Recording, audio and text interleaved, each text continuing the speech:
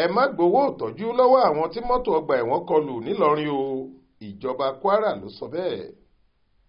Ìgbìmọ̀ aláṣẹ tó ń rí sí ọ̀rọ̀ àwọn ilé ìwòsàn nípínlẹ̀ Kwara, ìyẹn Kwara State Hospitals Management Board, ti pàṣẹ pé ilé ìwòsàn general ìlú Ìlọrin tí wọ́n kó èèyàn 7 tó farapa níbi ìṣẹ̀lẹ̀ ìjàmbá mọ́tò ọgbà ẹ̀wọ̀n lọ kò gbọ́dọ̀ gbowó kankan lọ́wọ́ àwọn aláìsàn náà, ọ̀fẹ́ ni kí wọ́n tọ́jú gbogbo wọn. Nínú àtẹ̀jáde kan tí akọ̀wé ìròyìn àjọ náà Zulu Gambari Halimat fi síta tó tẹ Aláròyé lọ́wọ́ ló ti ní àwọn aláṣẹ ilé ìwòsàn nípínlẹ̀ Kwara ti fi àìdùnnú wọn hàn sí ìṣẹ̀lẹ̀ ìjàmbá ọkọ̀ ọgbà ẹ̀wọ̀n Òkè Kúrá tó kọlu èèyàn 7 lágbègbè ọjà ọba tí wọ́n sì ti ń gba ìtọ́jú nílé ìwòsàn general báyìí. Nínú àtẹ̀jáde náà ó ní èèyàn 7 ló fara kááṣá nínú ìṣẹ̀lẹ̀ ìjàmbá ọ̀hún. Ara àwọn 2 ti balẹ̀ tí àwọn dókítà sì ti tú wọn sílẹ̀.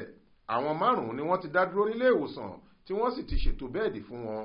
2 nínú àwọn 5 yìí ló ní eegun wọn ti rún táwọn dókítà yóò sì ṣiṣẹ́ abẹ fún wọn ní kíákíá. Ó wá dúpẹ́ pé ẹ̀mí kankan kò bá ìṣẹ̀lẹ̀ náà lọ. Ó gbàdúrà kí Ọlọ́run tètè fún àwọn aláìsàn náà ní àlàáfíà tó péye.